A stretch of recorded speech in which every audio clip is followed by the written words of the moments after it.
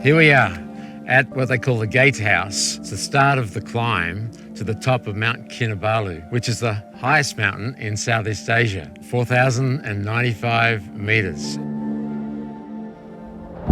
My stepson and I, we're heading out with our guide, and we're finding the first 90 minutes or so, it's actually much easier than we thought. Every now and then there's a little shelter and we stop out, have a drink of water. It's like a nice walk in the bush. But then the guide, he says, mate, it's going to get tougher. The vegetation starts to stop, less and less trees, and things are getting steeper. We're not chatting as much now. We're starting to really puff and huff a fair amount. The guest house is at 3,000 meters, and we're thinking, gosh, how's this going to go? Anthony's 18, I'm 62. He was struggling. I was really struggling. And we haven't even made the guest house yet. And finally we come to the guest house and we're thinking, goodness me, if that was tough, the guide's telling us, well, tomorrow morning, there's no stops, there's no water stations, there's no more vegetation, there's no more trail. It's sheer rock and it's been raining, so it's going to be wet, it's slippery, and we're doing it in the dark. We're starting at 2 a.m. We want to get to the summit before the sunrise, so you better rest up.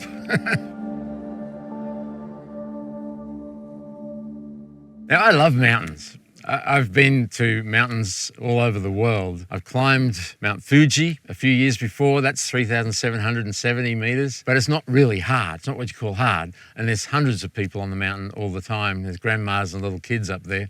And at the top, you can get a coffee. I've climbed Mount Kosciuszko in Australia, but that's only 2,200 meters. It's not even really a mountain officially. I'm not into climbing with ice and snow. That's mountain climbing at a whole nother level that I don't really aspire to.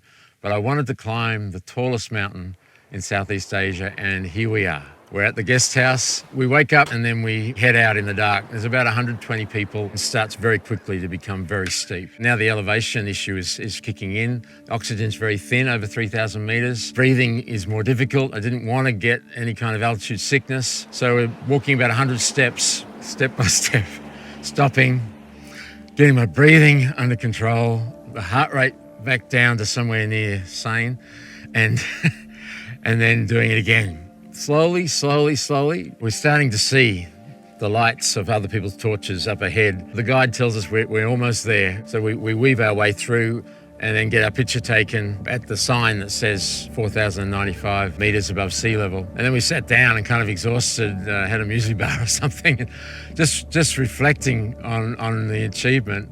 I actually got really emotional. I tried to record a video of my experience. Well, here I am at the top of Mount Kinabalu, 4,100 meters above sea level. Quite emotional, really. I was counting 50 steps. The way to climb a big mountain is kind of 50 steps at a time. I guess it's a lesson for any kind of task that you do in life. We're sitting there, so glad we made it before sunrise. And then slowly, the light begins to come. And this rugged mountain landscape, which we could barely see, emerges out of the darkness as the rays of the sun start to come across the mountain. It's just a phenomenal, eerie, wonderful experience.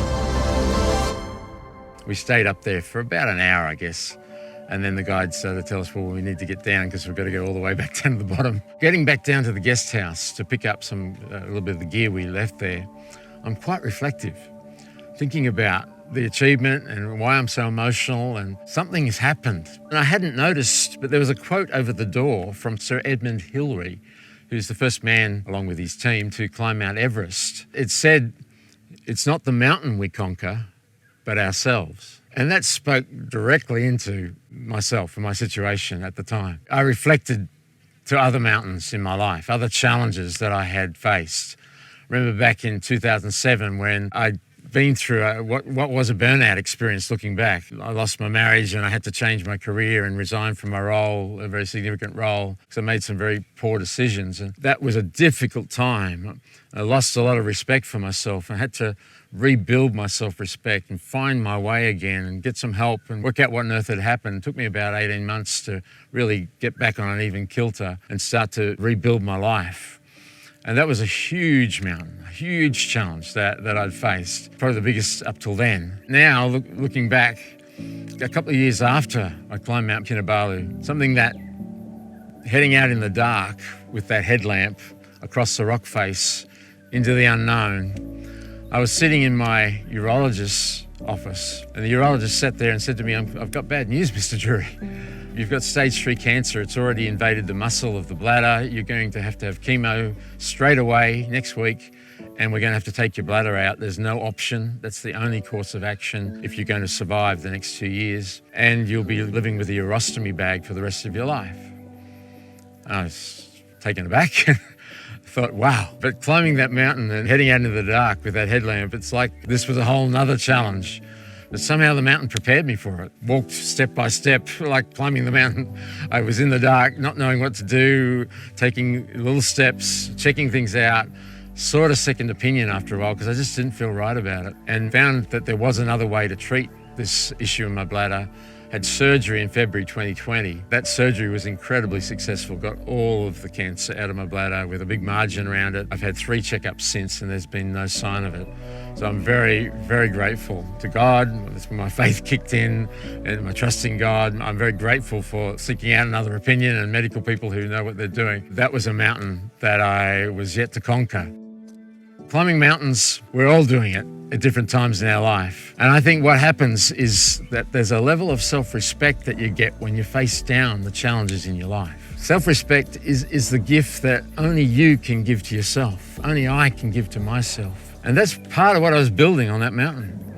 I was facing down a challenge and building some self-respect and some self-confidence. The same when I rebuilt my life after a marriage failure and other failures. I was rebuilding self-respect. And through the challenge with my cancer journey, building self-respect and facing down challenges and developing the confidence to take on life and the worst things that life can throw at you. You can do that. I can do that. You know, it's never too late to build or to rebuild your self-respect. I wonder what mountains you're facing right now.